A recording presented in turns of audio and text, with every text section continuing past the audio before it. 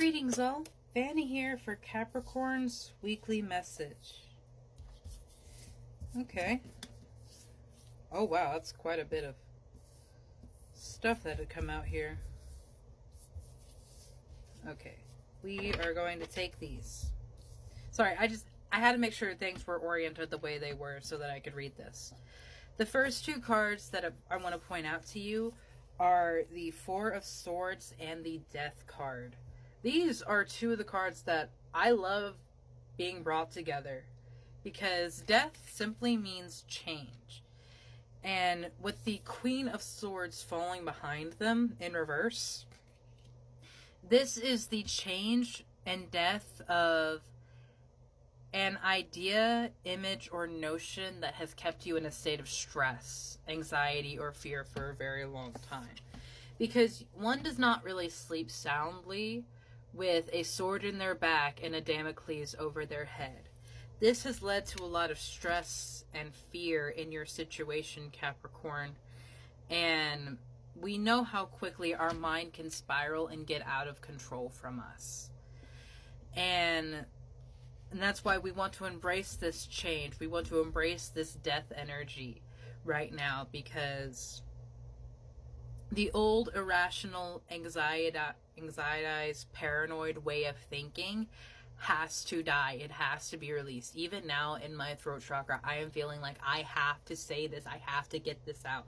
I am not accepting that stress anymore. And I understand why. I'm a Capricorn rising, dealing with a lot of stuff personally. And it's like, it's been hard to even get the energy to do this for you guys. And I feel so bad because I love doing this for you guys. So we're going through a lot of different changes right now. And what's important for you and I both to hear, Capricorn, is that it's okay to accept help. It's okay to reach out for help, because there are people that have inherently different skills from us that are a lot better at things than us. And that's not anything that we fall short of. It's so people can, fit into our lives the way we need them. Because we are not meant to stand on something by ourselves. Even with this Queen of Diamonds, we're not meant to stand by ourselves. That's why she's in reverse. So with the Two of Swords, this indecision state that we might find ourselves at, we have to move forward. Take it day by day. That's what I keep having to tell myself. Take it day by day. There has been so much work we have already done to have fostered a dream. There's already so much evidence of that work, so don't put yourself down that you have to do something else. There is a lot of work to do. Take it day by day, because you'll be learning a lot along those journeys and meeting people, more people to help you. Your life is a canvas, artist, manifestation, creative accountability. You have the creativity and the ability to make your life into anything. One of my favorite songs, Enigma, has a line, "a canvas stained in red." And this has been like my song since I was 16 years old and started more seriously on my spiritual journey.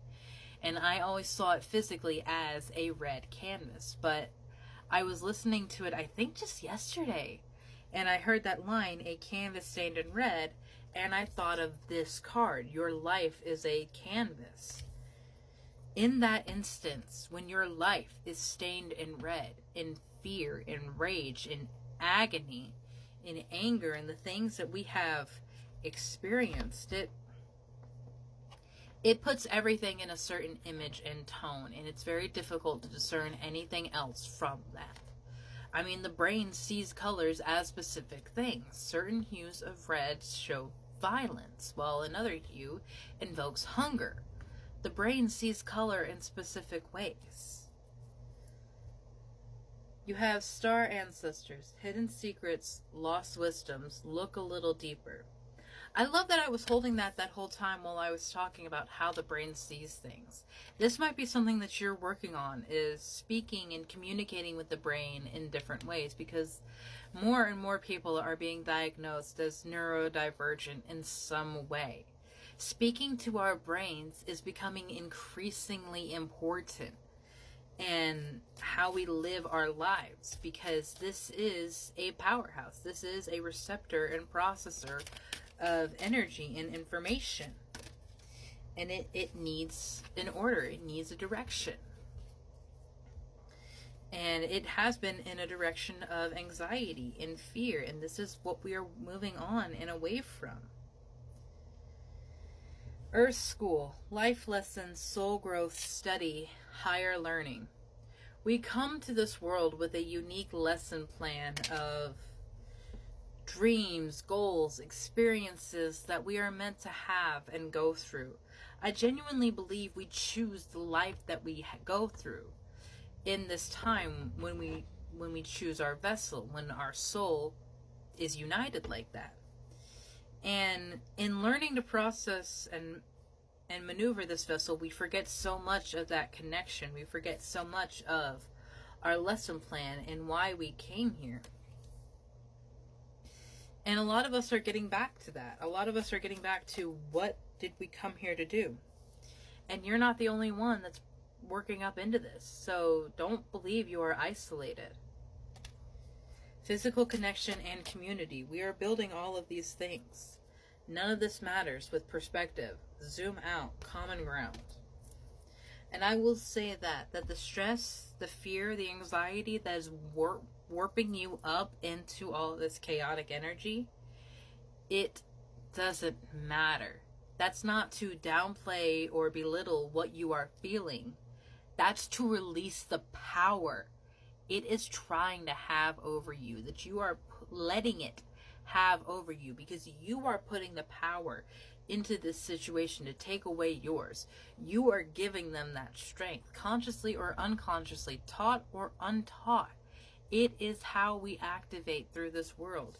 And the more we learn how to A, draw our energy back, B, protect ourselves, and C, shield from other energies, the more connected we are to the earth, ourselves, and the world around us, because we're able to weed through all the noise and everything and discern the message that we need to hear when we need to hear it.